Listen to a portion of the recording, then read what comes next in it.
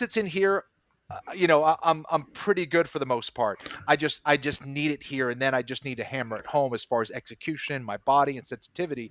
But for whatever reason, I need to understand what I need to do here before I could do anything with my body. Because I used to do that. I would say, put it on me because I needed to feel where the pressure was or how it was Yes. applied or where was the point you go, yeah, I fucked up. I'm in trouble now, Is that Yes. how do you think that's how you learned spaced repetition, kind of like needing to feel the pressure points? Is that the way that you would typically approach something of training in the gym? Or, do you focus strengths and weaknesses? How would you break it down? Yeah, absolutely. I think understanding or and understanding happens a lot with our feel, right? It's like, okay, well, feel what? Feel whether you're sad or mad or angry. No, feel where are they controlling your body?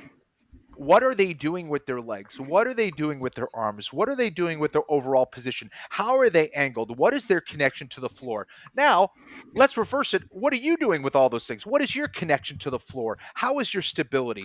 Are you set up to go in this direction? Are you set up to go in that direction? How are you placing your weight? Where is your weight? Why is your weight there? What space is available? How do I occupy that space? So it's all those things take a certain amount of feel um and not only visually you need to understand like what's happening, but if you just close your eyes and you feel the position, you feel where they're controlling you, you then can kind of untie those knots, if that makes sense.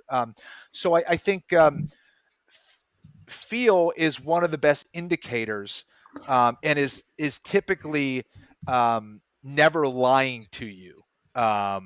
So we just need to understand, like, that's kind of the truth of the position is what the feel is. Now you got to untie, exactly what that means and where you need to go. But that's the beginning of that understanding. But I think a lot of it really comes down to feel.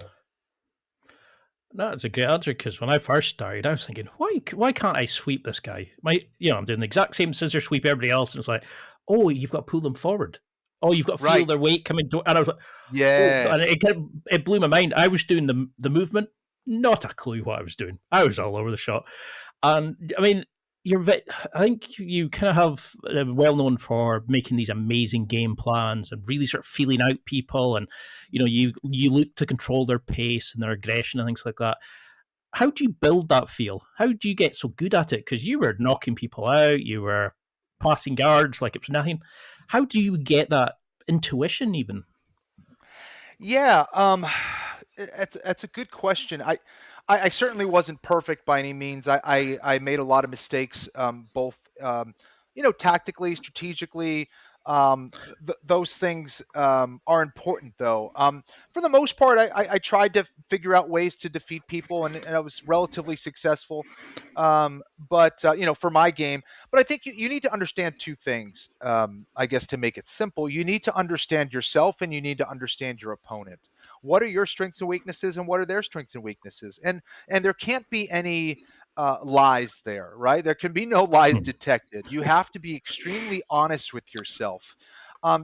If you're not, you're going to get exposed, right?